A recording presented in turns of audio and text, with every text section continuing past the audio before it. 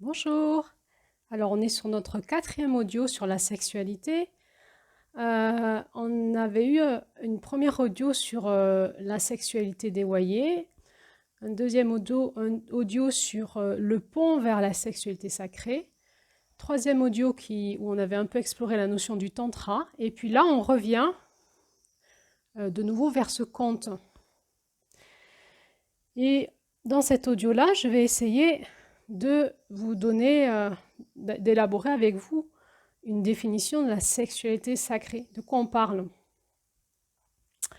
Alors pour ceux qui prennent cet audio en cours de route, on est sur un podcast qui s'appelle Les 13 dynamiques du féminin sacré. Et chaque mois, on étudie l'énergie du mois de l'année en lien avec des contes amérindiens. Et là, on est en train d'étudier un conte amérindien qui s'appelle Celle qui aime toutes choses.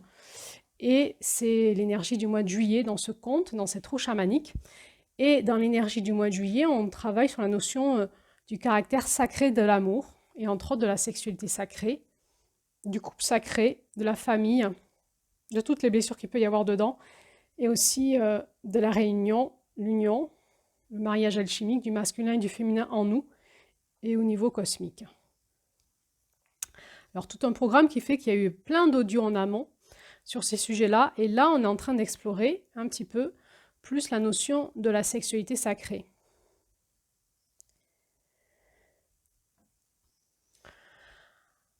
Alors dans ce conte,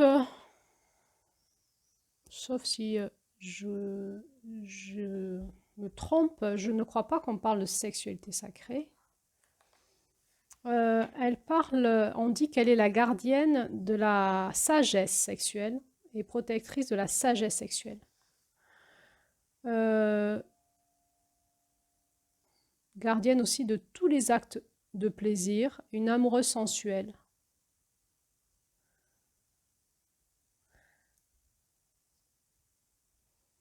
Et elle était devenue la gardienne de la sagesse de la sexualité grâce à tous ces rites de passage qu'elle avait vécu avec son compagnon, ces rites de passage sexuels. Donc le conte sous-entend que cette femme et son compagnon ont eu tout un tas d'évolutions, de rites de passage. Le rite de passage, ça veut dire vraiment une évolution, une initiation sacrée pour amener une évolution. Il est dit aussi dans le conte plus loin qu'elle partagea les leçons du caractère sacré de la sexualité, respect, confiance et intimité avec les jeunes gens, qui pourraient ainsi utiliser leur connaissance de la sagesse sexuelle ainsi que leur compréhension des relations pour tisser des liens durables avec leur compagne. Voilà, donc moi je parle de sexualité sacrée, on parle aussi du caractère sacré de l'amour dans ce conte, donc je pense que c'est pas un abus de langage, mais c'est un mot qui est assez à la mode aujourd'hui dans le monde du New Age et que j'ai repris dans le titre de ces audios. Alors de quoi on parle quand on parle de sexualité sacrée? Eh bien, on parle de la rencontre entre la sexualité et la spiritualité. Donc comme ça, a priori, on aurait l'impression que ce sont deux concepts presque opposés, très différents, surtout dans le christianisme, où la spiritualité, quelque part, condamne la sexualité. Et on peut dire finalement que ce sont deux puissances qui sont diamétralement opposées, qui se rencontrent en fait en nous, en l'être humain, dans notre cœur. Alors on va essayer de comprendre ça un peu plus loin. Si on observe un peu plus loin ces deux grandes puissances que sont la sexualité et la spiritualité, on peut voir qu'elles sont vraiment en nous et aussi dans le monde. Et que comme on est dans l'énergie de la porte de l'unité, eh bien, d'unifier en nous la spiritualité dans la sexualité, eh bien, ça va nous donner la puissance du cœur. Alors, si on regarde l'angle de la sexualité, on peut appeler la sexualité l'énergie de l'éros. Vous savez, l'éros, c'est la puissance fondamentale qui a créé la vie. C'est la puissance de vie. C'est celle qui fait qu'on est là, qu'on a été créé par nos parents. C'est celle qui fait que nos ancêtres ont pu passer la vie. Et quand on écoute un petit peu la puissance qu'il y a dans l'éros, c'est hallucinant. Parce que c'est ce fil de vie qui se transmet entre les êtres humains et qui fait que parce qu'ils savent se transmettre cette flamme de la vie, l'humanité continue. C'est extrêmement puissant. Et dans l'éros, il y a quoi? Il y a cette énergie du désir l'un pour l'autre. Vous savez, c'est ce qui magnétise. C'est ce qui magnétise et qui fait que deux êtres vont vouloir s'unir pour créer la vie. Alors, si on observe cette énergie, effectivement, on pense à nos parents, on pense à nos grands-parents, puis à nos ancêtres, et puis on peut remonter, hein, on peut se dire, du coup, il y a tous nos ancêtres du Moyen-Âge, et puis de l'Antiquité, et puis on peut remonter encore jusqu'à l'homme du Cro-Magnon, et puis on peut continuer jusqu'au premier humain, et encore, si on continue, on peut aller jusqu'au Big Bang et la création des étoiles, et en fait, des planètes et de la Terre. Et en fait, cette énergie de l'éros, c'est ce qui fait que les particules se sont mises les unes avec les autres et qui se sont attirées parce qu'il y avait comme une sorte de désir puissant qui était en elles. Et c'est comme s'il y avait ce désir qui était là depuis le début dans le masculin divin. Un désir, ou dans le féminin, dans la source en tout cas, un désir je crois que c'est plutôt dans le féminin, je me fais reprendre à l'intérieur de moi. Un désir de remettre ensemble ce qui a été séparé, de remettre ensemble les polarités, complémentaires pour les réunir et pour devenir quelque chose de plus grand, quelque chose d'autre.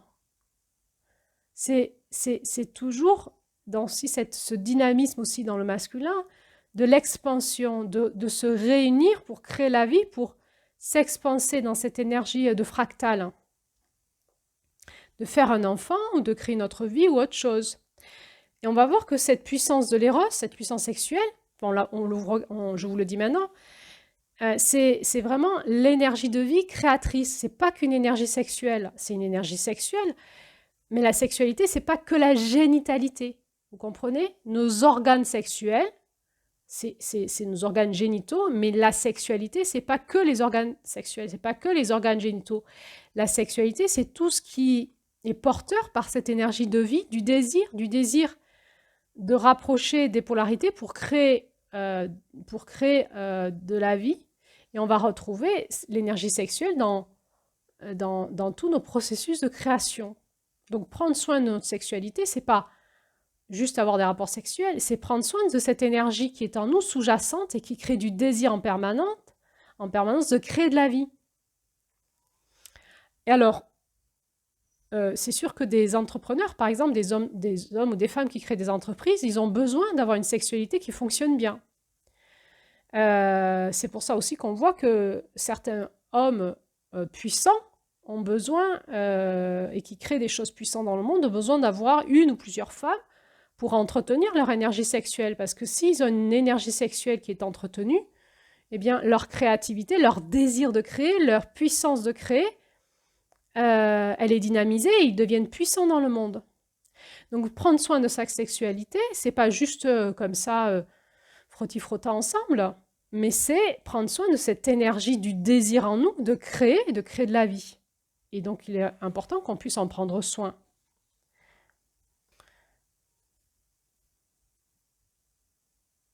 On peut se poser la question sur le désir d'enfant qui, avec maintenant, le contrôle des naissances est passé dans un questionnement de couple. Est-ce qu'on veut des enfants et combien? Et puis, bientôt, peut-être qu'on se posera la question, tu veux un garçon ou une fille, les yeux bleus, tu veux qu'il soit blond? Qu'à un moment, on aura même le choix de choisir les gènes de l'enfant, etc. Bon, j'espère qu'on n'en arrivera pas là, mais il est fort probable que oui. Disons que le désir d'enfant, il a changé. Dans le temps, le désir d'enfant, c'était pas comme aujourd'hui. C'est-à-dire que il y avait un couple qui se formait, ils avaient des enfants. Pourquoi? Parce qu'ils avaient des relations sexuelles. Il y avait cet éros qui était là entre eux, qui les aimantait l'un vers l'autre, et il y avait des bébés qui naissaient de ça. C'était pas juste un désir, c'était simplement... la sexualité était un auxiliaire de la vie sur la Terre. C'était cette énergie de vie du divin qui passait à travers des hommes et des femmes et qui créait la vie. Et c'est comme ça qu'on est aujourd'hui sur Terre, parce que cette énergie s'est passée entre les hommes et les femmes, à ricocher de l'un à l'autre, et s'est passée dans des êtres humains, et nous sommes là sur Terre aujourd'hui. Donc cette énergie, elle est en moi, c'est mon énergie de vie, mon énergie sexuelle, c'est la base de toute chose, de tout désir, de tout élan créateur, de tout élan de vie, c'est ce qui me permet le matin de me lever et d'être désirante. Et c'est cette force puissante qui est en moi et qui me pousse à aller vers l'autre. Alors il faut que je puisse en prendre soin de cette force-là, parce qu'elle est vitale, elle est basique chez moi. Et c'est ça qui conditionne mon bien-être. Alors on peut observer que dans la nature, les animaux qui s'accouplent, qui ont aussi cette énergie d'éros, ils l'ont à des certains moments, et au moment où il y a besoin de créer la reproduction. Et ensuite, ils l'ont plus. Donc quand les animaux s'accouplent, c'est que la femelle est en chaleur, et c'est une certaine période dans l'année, et ils s'accouplent, et ensuite ils ne s'accouplent plus. Nous, les êtres humains, c'est différent. C'est-à-dire qu'on peut s'accoupler, on peut faire l'amour tout le temps, et on ne tombe pas enceinte tout le temps. On tombe enceinte de temps en temps. Mais cette énergie sexuelle, de cet aspect énergétique dans cette éros, dans cet élan de vie qui est de se rapprocher l'un l'autre, eh bien, on peut l'avoir tout le temps. Elle n'est pas là chez l'être humain que pour la procréation. Elle est là tout le temps, même chez les personnes âgées. Donc, ça pose la question de qu'est-ce que c'est qu'être un être humain versus sexualité. Pourquoi cette force de vie chez l'être humain, elle s'est transformée et elle n'est pas là que pour procréer, elle est là aussi pour pourquoi? Eh bien, pour créer quelque chose entre deux êtres humains qui s'appelle l'amour et l'intelligence du cœur. Alors pourquoi la sexualité fait aller dans le cœur? Parce que l'être humain, il n'est pas qu'animal, il n'a pas que cette force d'éros en lui, dans son corps, il l'a, mais il a aussi cette force spirituelle. C'est comme si cette force érotique d'éros, elle nous vient de la terre, par le bas. C'est la puissance de la terre-mère, et que la puissance spirituelle nous vient d'en haut, de notre âme, de notre être spirituel, et que nous ne sommes pas que des animaux. Donc, il y a un moment, c'est normal qu'on veut sortir d'une sexualité animale, qu'on a envie de réassocier ce que nous sommes profondément. Nous sommes profondément quoi? Un être spirituel, nous avons une âme, un esprit. Et ça, eh bien, si on ose faire aller cette dimension-là dans la sexualité, qui a été aussi profondément séparée par les religions, eh bien, ça nous fait aller dans l'intelligence du cœur. C'est-à-dire que cette énergie qui nous vient spirituelle, qui nous vient d'en haut, elle va se rencontrer avec cette énergie sexuelle qui nous vient d'en bas, dans le cœur, et ça va faire un orgasme du cœur. Alors, c'est quoi? Comment on peut définir cette énergie spirituelle? Eh bien, on peut dire c'est comme un désir ardent. C'est encore un désir, une très grande aspiration à quelque chose d'autre que mon petit moi, que ce que je vis de basique dans la vie. Ça peut être une curiosité au départ, ça peut être une compréhension, ça peut être un élan, ça peut être un appel. Et c'est différent suivant les personnes, et c'est comme l'éros. L'éros, c'est différent suivant les personnes. On n'a pas la même dynamique sexuelle, érotique et dynamique spirituelle. Et chez certaines personnes, eh bien, c'est un questionnement. Et chez d'autres personnes, cette énergie sexuelle, c'est une quête. C'est un appel, c'est un ressenti profond. C'est une compréhension profonde qui vient de la nuit des temps, où il y a quelque chose qui est plus grand que mon petit moi et qui m'anime de l'intérieur et que je reçois par le haut dans mon intelligence suprême et qui m'amène de l'amour et qui m'amène de la paix et qui m'amène de la joie par le haut jusque dans mon cœur et qui m'inonde de joie, d'amour et de paix dans mon cœur. Alors finalement, quand on a cette intelligence de réassocier dans la sexualité la spiritualité, de faire rencontrer ces deux énergies en nous dans notre cœur, eh bien on va vivre l'amour entre nous et en couple. dans notre sexualité, mais aussi dans le couple. Et on va voir de réinviter la spiritualité dans notre sexualité, qu'est-ce que ça va générer comme changement radical dans notre couple. Cette énergie spirituelle qui nous vient du ciel, c'est vraiment une énergie du masculin. C'est comme s'il y avait quelque chose qui venait du ciel et qui nous disait « redresse-toi ». Tu n'es pas que ce petit truc sur la terre, tu n'es pas que ce petit moi, tu n'es pas que ce petit truc qui s'illusionne sur tout ce qu'il est. Redresse-toi, tu es un être divin. Tu as Dieu en toi, tu es accompagné. C'est une force de redressement, c'est comme une force d'érection. Deviens quelqu'un d'autre, deviens plus grand que ce que tu dois être, que ce que tu crois être. Et cette énergie sexuelle, cette énergie spirituelle, elle est particulièrement présente chez les hommes. S'ils s'ouvrent dans leur puissance d'érection spirituelle, de redressement, ils vont ressentir cette lumière qui vient du ciel, cette lumière qui vient d'en haut, cette lumière qui vient de la porte d'or. C'est pour ça que on voit cette reconnexion au ciel Père, c'est dans le masculin qu'on le fait. C'est notre masculin qui capte ça avec nos centres de force du haut de notre être, nos chakras du haut, notre troisième œil. Et notre féminin est porteuse de l'intelligence, de la vie, dans le bassin, dans le bas. Donc, qu'est-ce qui érige le sexe d'un homme? C'est la puissance spirituelle. Et qu'est-ce qui va amener du désir chez la femme? C'est la puissance érotique, et pas l'inverse. Alors évidemment, l'homme et la femme, l'homme n'a pas qu'une énergie masculine et la femme n'a pas qu'une énergie féminine. Là, je parle des corps. Évidemment, il y a tout le reste. Et dans cet équilibre intérieur entre notre masculin et notre féminin, nous allons vivre chacun à notre façon et chacune à notre façon, cette rencontre en nous de ces deux énergies dans notre cœur, et ça fait ma qualité de présence quand je me présente à toi dans la sexualité. Et là, on va parler de sexualité sacrée. Finalement, c'est comme quand on va s'accoupler, on se rappelle qu'on est des êtres divins, qu'on n'est pas que des animaux. On est à la fois, on a cette partie animale, incarnée, corporelle, érotique, et on a cette partie spirituelle. Et on va aller dans l'unité des deux. C'est-à-dire, il n'y en a pas l'une qui est supérieure à l'autre. Mais si les deux s'assemblent, qu'est-ce qui se passe? C'est comme si on pouvait avoir un orgasme du cœur, un orgasme du corps et un orgasme de l'âme en même temps. Et ça ferait quoi? Et en plus, si on unit ça entre nous, qu'est-ce que ça fait dans l'union de nos polarités opposées de nos corps, entre un homme et une femme?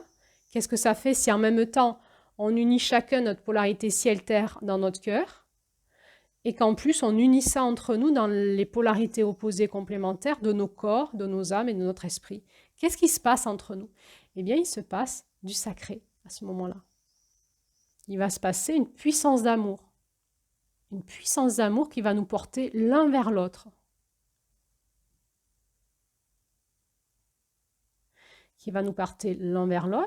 et qui va nous porter dans un sentiment profond d'être au-delà de notre propre personne, d'être au-delà.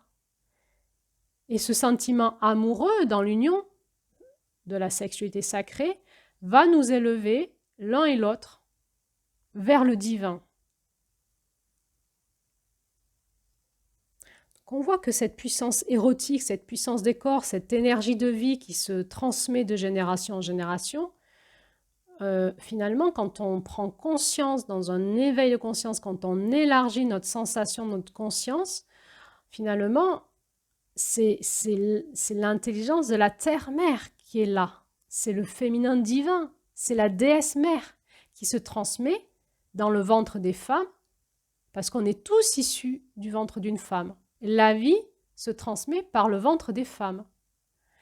Et finalement, c'est comme si tout d'un coup, dans cette puissance érotique, on se rendait compte que la femme, cette puissance érotique qui est magnétique, qui magnétise à elle l'homme et qui va créer le désir chez l'homme, la femme qui va créer le désir, elle est magnétique, et cette puissance érotique est dans le ventre d'une femme et qui magnétise à elle et qui éveille le désir d'un homme vers elle, eh bien ça, c'est la puissance du féminin sacré, c'est la puissance de la déesse, du féminin divin. Le ventre des femmes est porteuse de cette énergie de vie et toujours porteur de cette énergie de vie. C'est toujours là. Malgré tout ce qu'on a vécu, cette énergie de vie, elle est toujours là, dans le ventre des femmes. Et puis on est dans quelque chose de tellement énormissime que tout d'un coup, la puissance masculine, petit à petit, a voulu prendre le contrôle. Parce que c'est incontrôlable. Et c'est venu sous différentes formes religieuses. Et petit à petit, la présence masculine a pris le dessus sur cette présence divine féminine. Et la déesse mère a pris de moins en moins, a perdu de plus en plus de son influence chez l'être humain. Ça ne veut pas dire qu'elle n'était pas là en filigrane. Elle est toujours là. Les femmes en sont toujours porteuses et les femmes le savent. Mais il y a eu de la manipulation mentale, de la manipulation de pouvoir et aussi de la manipulation physique, etc., qui fait que l'expression de cette puissance du féminin a été niée, cassée. On a voulu la contrôler, la mettre sous contrôle du mental des hommes, jusque dans nos accouchements, où on va maintenant dans des maternités où c'est une intelligence de l'hôpital qui prend en charge nos naissances.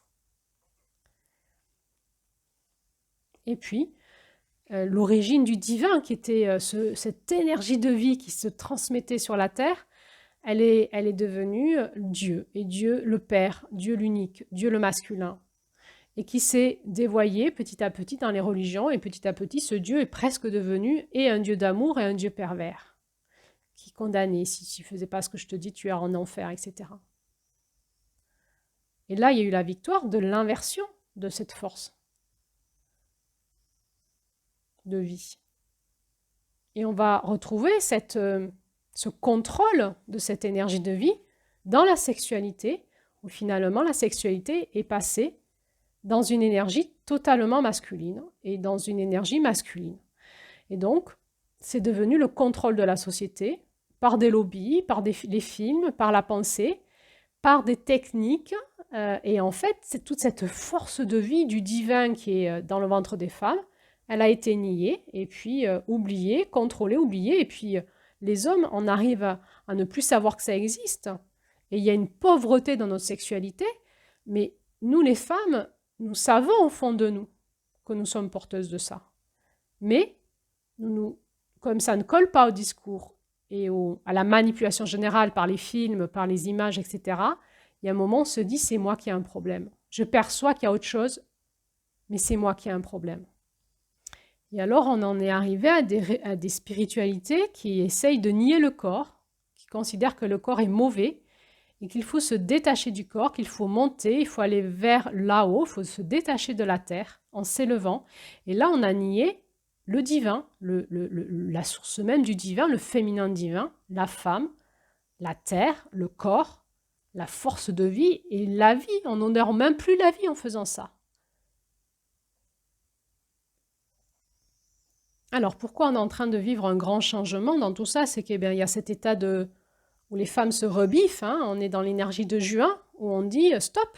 Il y en a marre. On le voit dans le monde du cinéma, dans le monde des artistes. Je couche plus pour avoir tel poste, etc.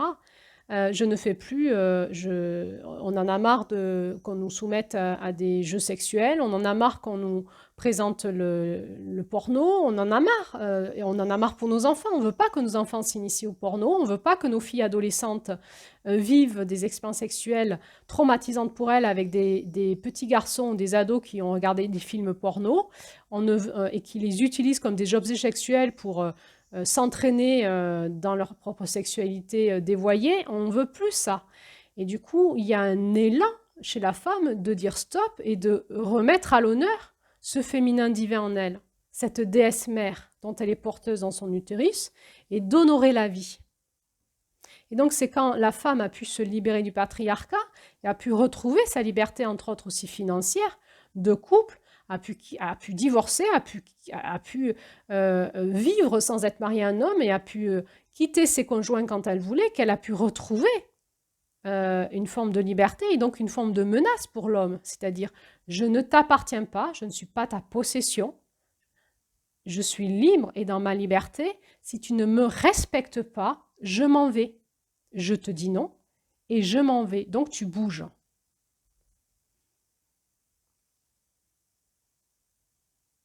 Alors, c'est confrontant pour les hommes parce qu'ils sont en plein changement de générationnel, ils sont perdus aussi, et c'est à nous de les amener dans ce féminin. Donc nous sommes actuellement dans un masculin du féminin qui s'érige et qui dit non et qui se met en colère et qui dénonce. C'est une bonne chose. Mais nous les femmes, il faut qu'on avance. Il ne faut pas qu'on reste dans des mouvements féministes parce que nous ne sommes pas les égales de l'homme, nous sommes différentes. Et nous devons rentrer totalement dans la puissance de notre féminin pour le présenter aux hommes avec tout aussi la douceur, la tendresse, la puissance ferme, la puissance... Parce que le féminin, c'est ce qui nous fait basculer dans ensemencer la terre. Donc, dans l'élémentaire, il y a cet élément de la stabilité, du contenant, du cocon, de ce qui est stable, dans la confiance, l'engagement. Dans tout ce mouvement d'une libération sexuelle, et vous vous souvenez, dans une autre audio, je vous avais parlé qu'on était dans une société liquide où on était en perte de repères sur le couple, et aussi grâce à la libération sexuelle, les nouveaux repères qui étaient donnés par les hommes ont pété. Il n'y a plus de repères. Mais c'est le féminin qui va donner les nouveaux repères. C'est ce contenant de vie. C'est cette mère, cette déesse mère dans l'utérus des femmes qui va donner les nouveaux repères de vie et d'amour pour refaire partir l'humanité dans un équilibre entre masculin et féminin pour recréer de la vie et de l'amour sur Terre et protéger la vie sur Terre pour les générations qui arrivent. Donc nous les femmes, nous avons un travail à faire là-dessus, c'est nous qui devons passer en action. Parce que c'est nous qui avons cette intelligence en nous, et cette intelligence en nous, elle l'a retrouvée, mais elle est intuitive, elle est déjà là. Et il y a quelque chose qui est extraordinaire, c'est que dès qu'on parle de sexualité sacrée, dès qu'on parle de ce que je vais vous parler là, il y a beaucoup de femmes qui disent « Ah, mais je le savais. Ah, j'en avais l'intuition. » Mais je me disais que c'était moi, j'avais un problème, mais je me disais, ou je n'osais pas me le dire, ou... Et si vous saviez le nombre de soulagement des femmes, si vous faites un cercle de femmes autour de la sexualité, elles arrivent toutes, soit un peu stressées, parce que vraiment, la sexualité va mal aujourd'hui. Il ne faut pas se dire qu'on est en plein épanouissement sexuel, c'est pas vrai du tout. On va pas bien. Les femmes vont pas bien. Donc elles arrivent peut-être un peu stressées parce qu'elles sont très intéressées par le sujet, en même temps elles se disent que les autres elles sont certainement jouissantes et pas elles, et qu'elle a un problème, ou elles arrivent avec ce côté un peu coquine, érotique de la sexualité masculine, mais rapidement quand on arrive à parler de la sexualité féminine, je vous dis pas le changement d'ambiance qu'il y a dans la pièce. Un grand souffle de soulagement, des pleurs. Et il y a de nouveau cette sensation d'unité, on sent cette présence féminine qui est là. Et c'est comme s'il y avait les utérus qui s'éveillaient, qui avaient le droit de vibrer à nouveau dans cette conscience, cette intelligence. Et tout d'un coup, c'est le grand ouf de soulagement et c'est la conscience qui arrive. C'est dit, mais alors, il n'y avait pas de problème. Mais non, il n'y avait pas de problème. Enfin, si, il y avait un problème, c'est que le féminin n'était pas honoré. Du coup, il y avait un grave problème. Mais ce n'était pas toi qui étais porteuse du problème. C'est la société, c'est le couple dysfonctionnel, sexuel qu'on a créé en lien avec tout notre tas d'ignorance et tout ce qu'on a parlé dans les audios d'avant. Donc ça avait créé un problème, mais fondamentalement, toi, tu n'étais pas un problème. Tu vas peut-être même être la solution. Donc dans le couple, tout d'un coup, quand on bascule vers la sexualité sacrée, c'est quoi? C'est les deux principes fondamentaux du cosmos, le masculin et le féminin. Eh bien, tout d'un coup, ces deux principes vont s'unir charnellement et spirituellement à travers un homme et une femme. Et ils vont intégrer tous les aspects d'eux-mêmes dans ce creuset qui est la rencontre sexuelle et qui est un acte d'amour cosmique, qui est un acte d'amour divin entre le ciel et la terre, mais aussi entre des âmes, des corps, des cœurs et des esprits. Et donc la sexualité sacrée, c'est comme une prise de conscience que l'acte sexuel, c'est une célébration de la vie. C'est un acte spirituel, c'est un acte de célébration. C'est un rituel sacré, c'est une dévotion. Et qu'est-ce que ça va changer dans nos vies? Mais tout d'un coup, si l'autre n'est plus mon objet de désir, ou le risque qu'il m'abandonne, ou le problème que j'arrive pas à lui dire que je veux pas ça, mais que du coup j'ai passé à la casserole et que je dis oui, je vais simuler pour aller plus vite, mais ce soir j'ai mal à la tête, j'ai vraiment pas envie. C'est compliqué, en même temps je suis attachée à lui, c'est le père de mes enfants, en même temps je l'aime sur d'autres plans, etc. Mais puis de temps en temps, il y a un petit peu du plaisir quand même, donc ça va pas si mal que ça quand même, et tout, et puis voilà. Et puis est-ce qu'il va me tromper ailleurs, et tout, et puis déjà, est-ce qu'il me trompe pas déjà ailleurs? Et puis les hommes qui sont devant ces femmes et qui se refusent à eux, qui ne comprennent pas et qui se posent mille questions et qui sont attirés par d'autres femmes à l'extérieur du couple, bien sûr, et qui se culpabilisent d'être un homme, d'être attiré, voire d'avoir pris des maîtresses, de ne pas le dire, de le dire, d'avoir des doubles vies, enfin tout ce truc hyper compliqué. Et bien tout d'un coup, quand tout ça s'écroule et qu'on simplifie tout, et que je vais rentrer dans une relation sexuelle avec toi, eh ben, ça va devenir un acte d'amour, une célébration de la vie. Pourquoi?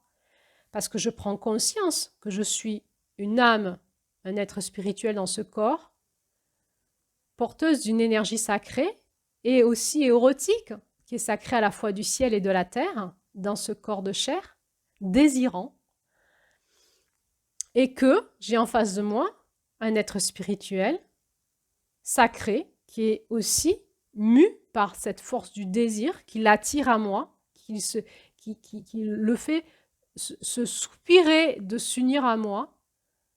Et tout d'un coup, je prends conscience que c'est pas un objet, que c'est pas, mais c'est un être divin qui est là. Et je vais pouvoir me connecter à son âme et à son être divin.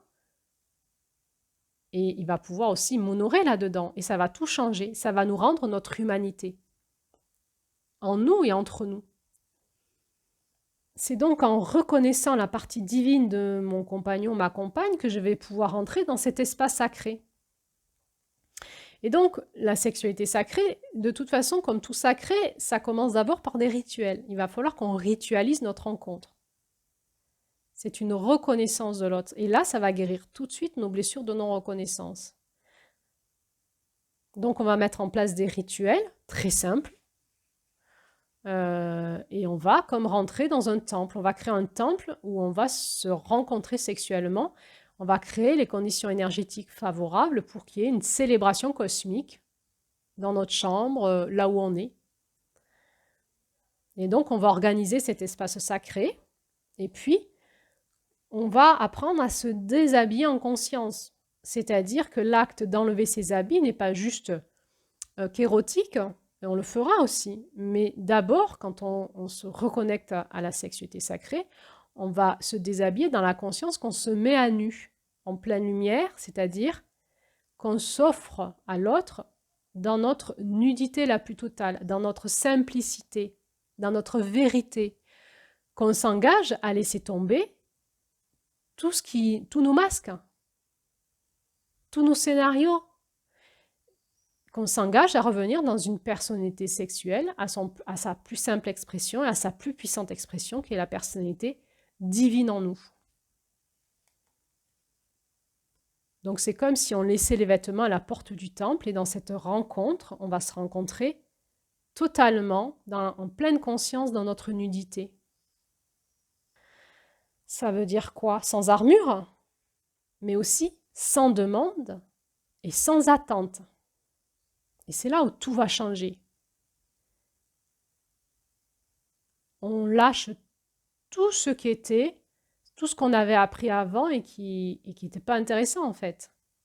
Toutes les techniques, tous les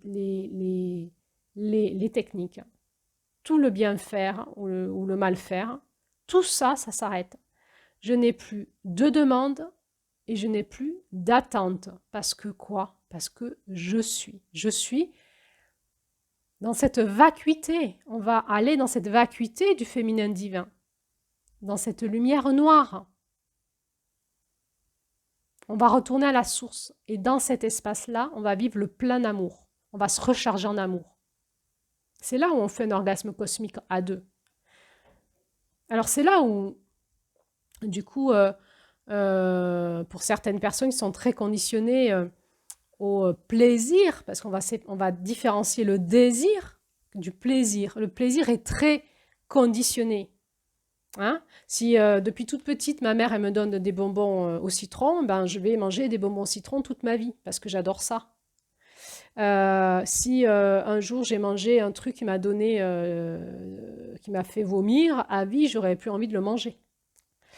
J'ai du plaisir à manger en fonction de ma culture. Je vais aimer une raclette si je suis de Savoie ou Suisse. Mais la raclette, on ne connaît pas dans les pays d'Afrique.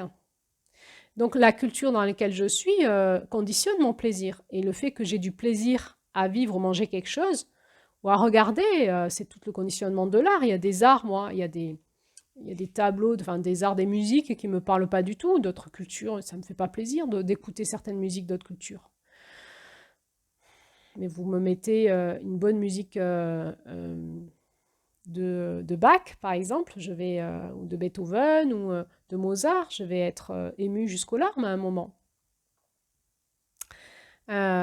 Pourquoi? Mais parce qu'on est conditionné, notre plaisir est conditionné. Donc, on va lâcher ça. Hein? On est dans le monde là de la dépendance, vous savez, du dépendant comme de l'alcoolique, du drogué, de celui qui veut son petit plaisir pour ensuite bien dormir. Hein? Son petit orgasme, tu me fais frotti-frotta par là et une petite fellation, un petit cuni, et après on fait dodo, d'accord? Et tout ça régulièrement, donc on regarde les chiffres, combien de fois les Français font l'amour par semaine, il faut qu'on soit dans la moyenne, sinon ça va pas, tout ça on lâche. On s'ennuie là-dedans, c'est mourir d'ennui, quoi. C'est une sexualité de bébé. Alors ça va être difficile parce que dans notre corps nerveux, dans notre système nerveux, il y a quelque chose qui veut ça. Et au début, c'est difficile parce qu'on le veut encore, parce qu'on n'a pas envie de le lâcher.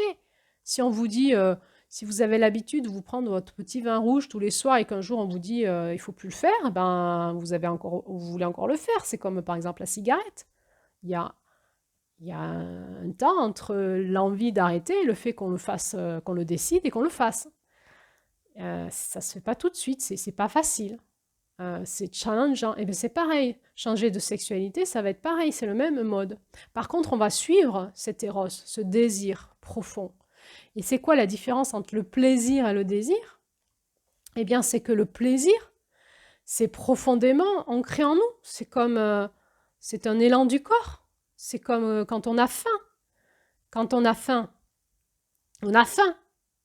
On peut calmer notre faim en mangeant, mais on ne peut pas se dire une fois qu'on a mangé, je vais me provoquer encore une faim. Non, on n'a plus faim. Et le désir, il s'éveille à un moment, et il est inné en nous, et on ne peut pas le conditionner. On peut le conditionner en lui fermant la porte, comme on peut se conditionner à ne plus ressentir notre faim. Donc, dans la sexualité sacrée, on va repartir dans ce désir profond, érotique, et on va lâcher le plaisir pour vivre autre chose.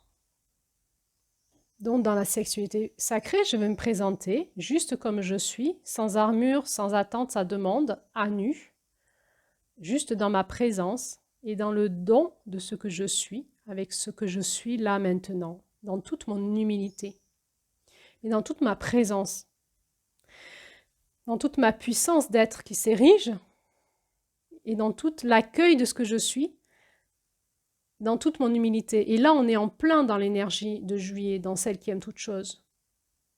Il n'y a rien à vouloir d'autre que ce qui est, et comme je suis aujourd'hui, je me présente à toi. Et ça va être un don d'amour que je fais à notre couple. C'est un acte d'amour. Je me présente à toi comme je suis aujourd'hui. Alors au début, je le redis, c'est extrêmement difficile. Donc, Je vous dirai dans la prochaine audio, au début, pour la transition, on peut proposer des exercices pour la transition, pour déconditionner en fait. Donc, on ne va pas retourner dans le conditionnement de la sexualité traditionnelle, qui nous dit que je devrais, moi en tant qu'homme, me comporter d'une certaine manière, je devrais être un peu plus comme ci, un peu plus comme ça, et la femme se dit qu'elle devrait se comporter ainsi, et que je devrais faire plaisir à mon homme, et je devrais faire ci, et je devrais faire cela. En fait, la sexualité sacrée nous dit que non.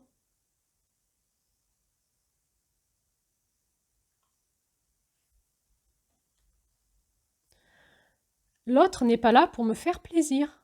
Et je ne suis pas là pour faire plaisir à l'autre. On lâche le plaisir, on va dans le désir. On va célébrer quelque chose au travers du désir, et ça va être un don.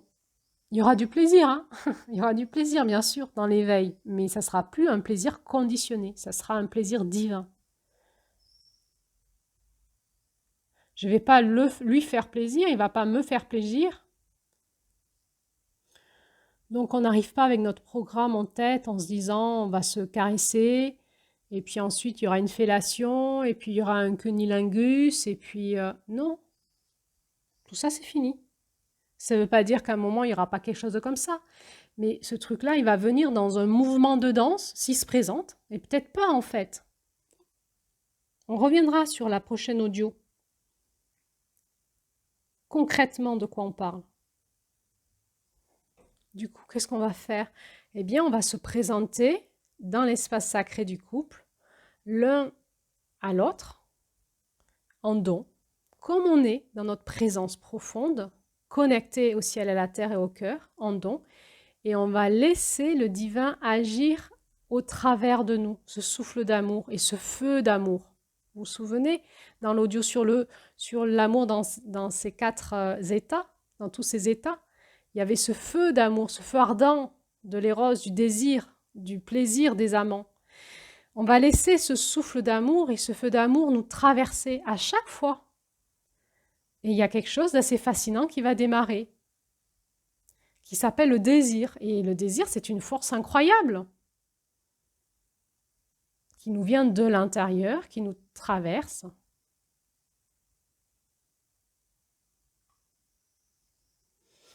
On peut provoquer le plaisir en stimulant certaines zones chez nous, mais on ne peut pas provoquer le désir. Le désir, c'est le souffle d'amour qui passe. C'est quelque chose de divin. C'est le féminin divin qui commence à s'actionner dans nos corps et le masculin divin qui va arriver, qui va la rencontrer en nous, dans notre cœur. Il va se passer quelque chose en moi et avec l'autre. Et on n'a rien à faire. Moins on fait, plus le divin agit, plus c'est transcendantal, plus c'est extraordinaire. On pourrait dire que le divin, dans sa grande sagesse, a créé des êtres qui ont une capacité de désir, c'est-à-dire qu'il n'y a rien à faire. On est déjà câblé, c'est le féminin divin, on est déjà dans le désir. Le désir, il revient. Il suffit d'enlever toutes les croûtes qu'on a mis, qui nous empêchent dans notre désir, et le désir revient, c'est naturel. En effet, pour être des êtres désirants et pour être désirables aussi. C'est pour ça que la convoitise, elle n'est pas alimentée. On aurait envie de prendre la femme de l'autre parce qu'elle est désirable. Mais ça casse l'énergie du divin, ça casse l'énergie d'amour. La femme de l'autre, elle n'est pas à prendre. Il n'y a pas à prendre.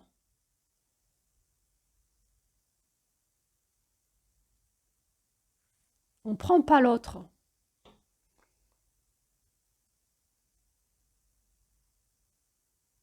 Il y a à laisser le divin, le souffle d'amour, me transporter là où je dois être, au moment où je dois être. Là où mon cœur me dit que je dois être. Dans ma conscience sacrée de ce qu'est l'amour. De ma conscience sacrée, de ma spiritualité, de mon éros et de mon cœur. Et je suis là, face à cette personne que le divin m'a présenté devant moi.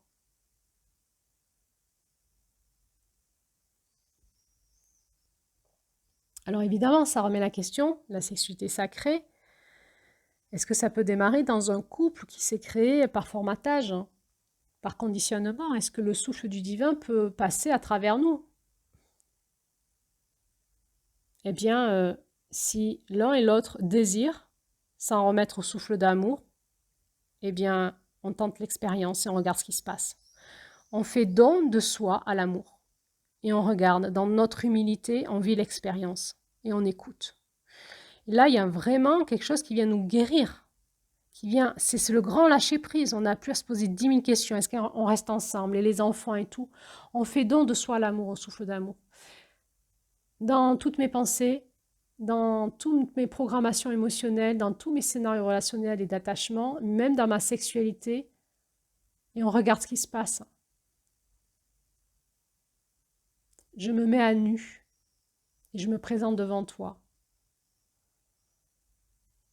Dans toute ma droiture, l'honneur qui est en moi, de cette force qui m'érige dans mon masculin, et dans toute la vulnérabilité de mon féminin qui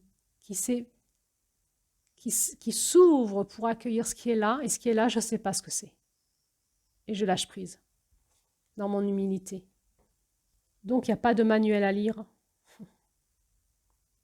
Simplement, cultiver la présence en nous et notre reliance au sacré, notre reliance au divin, côté ciel, côté terre et dans notre cœur. Et c'est déjà beaucoup, beaucoup, beaucoup. C'est le chemin pour arriver jusqu'à l'énergie de juillet dans notre enseignement chamanique. Donc, dans la sexualité sacrée, c'est entrer dans un espace sacré dans lequel on a enlevé toutes nos méthodes sexuelles. On a enlevé tous nos habits, toutes nos armures, toutes nos attentes. Quel soulagement! Et les miennes et celles de l'autre. Il n'y a plus d'attente. Il y a une totale libération. Quel soulagement! On se montre dans notre vérité, notre authenticité, et on s'en remet au souffle d'amour.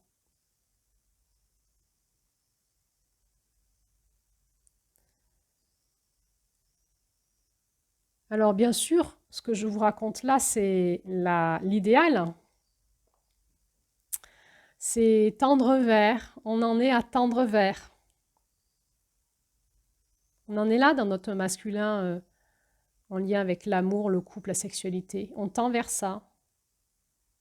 Et donc, on a mis en place des petites techniques qui nous viennent du tantra, entre autres, mais peut-être aussi de l'énergie du Tao et peut-être d'autres pratiques. Et on voit que dans le chamanisme, on retrouve exactement les mêmes choses, des petites méthodes que l'on va pouvoir appliquer, qui sont là pas pour faire qu'on sache mieux faire et qu'on sache plus dans la maîtrise d'une technique, mais au contraire, des petites méthodes pour lâcher prise, pour tout enlever, tout ce qu'on savait, qu'on croyait savoir, tous nos conditionnements, et pour se mettre à nu vraiment, pour devenir vraiment totalement un canal qui s'offre au souffle de l'amour, en moi et entre nous. Alors voilà, je vais conclure cet audio là, sur la sexualité sacrée, et je vais donc vous donner rendez-vous pour le prochain audio, dans lequel je vais explorer avec vous l'énergie qui se passe dans la différence de polarité, dans la rencontre entre un homme et une femme, et ce conte nous en parle. Mais on le retrouve exactement la même chose dans le tantra. Je vous parlerai de petits exercices. Je ne vais pas vous proposer les exercices là, mais je vous parlerai en général les formes, les tendances qu'on propose pour permettre au couple de se reconnecter, s'aider à se reconnecter à ces espaces-là. Et puis, dans un dernier audio, on verra ensemble qu'est-ce que ça change dans notre vie de couple et dans notre vie en général de partir dans ce style de sexualité. Alors, eh bien, toujours pareil, à bientôt pour la suite. N'hésitez pas à liker, partager, mettez des commentaires. Est-ce que vous savez que vous pouvez mettre des commentaires de manière anonyme? Il suffit de vous déconnecter de votre compte YouTube et de mettre des commentaires. Voilà. Si vous ne voulez pas qu'on sache qui parle. Merci en tout cas de votre présence et de votre écoute. À bientôt.